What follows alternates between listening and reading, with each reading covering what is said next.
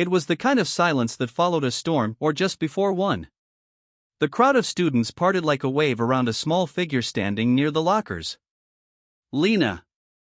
The quiet girl no one really noticed until now. Her hoodie was pulled tight over her head, sleeves covering her hands like always. But her eyes, usually fixed to the floor, were steady. Across from her stood three girls. The ones everyone avoided. Jade, the ringleader, was a master of cruelty. Her laughter echoed through the school like a war cry. Her two friends, Mel and Roxy, didn't say much, they didn't need to. Their presence alone was enough to scare anyone into silence. "Hey, rat," Jade snarled, grabbing Lena's collar. "Didn't I tell you to stay out of our hallway?" Lena didn't speak. Her fingers trembled slightly, but her eyes, they didn't blink. The students watching from the sidelines held their breath. Jade tightened her grip, expecting fear, begging for it. What she got instead was pain. In one swift movement, Lena twisted her body, her hand shooting up to grab Jade's wrist.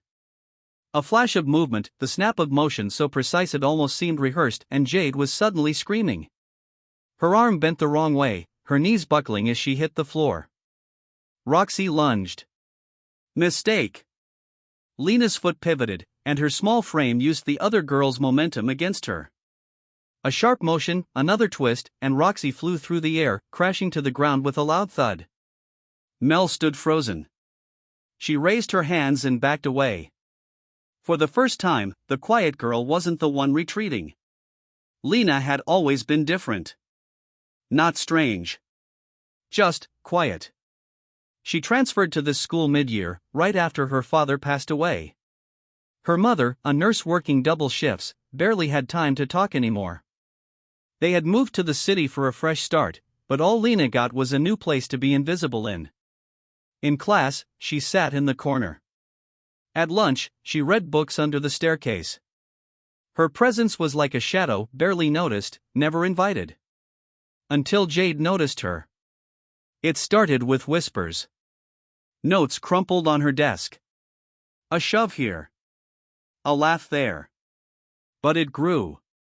One day, Lena's locker was filled with spoiled milk.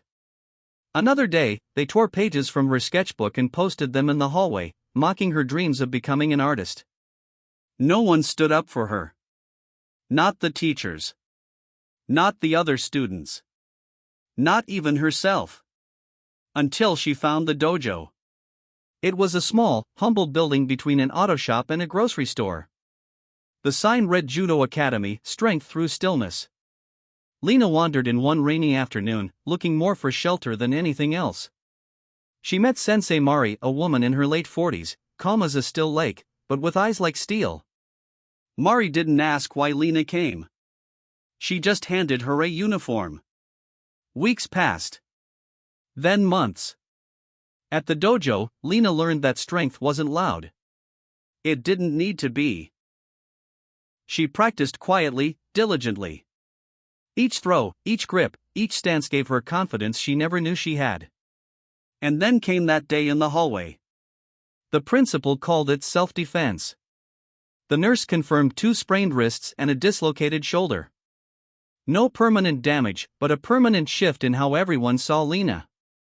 After the incident, Jade and her crew were suspended. The school launched an anti-bullying program. Suddenly, Lena wasn't invisible anymore. People started sitting with her at lunch. Teachers called her by name. Some even asked if she'd teach a self-defense class during PE. But Lena didn't care for the attention. What mattered to her was this. She no longer walked with her head down. She no longer flinched when she heard laughter. She no longer questioned if she was weak. The younger students began to notice. One afternoon, as Lena packed her books, a tiny voice spoke. "Can you show me how to be strong like you?" Lena turned. A small girl, eyes wide, held a torn notebook in her hands. Lena smiled, not the shy, hesitant one she used to wear, but a real one. "You already are," she said. "But I'll show you the rest." Final message. This story isn't just about fighting back. It's about finding your voice even if it starts as a whisper. Strength isn't in your fists. It's in your heart, your courage, your refusal to be defined by others. Lena didn't want to hurt anyone. She just wanted peace. But when pushed, she proved that quiet doesn't mean weak. It means waiting, learning, growing, and when the time comes, rising.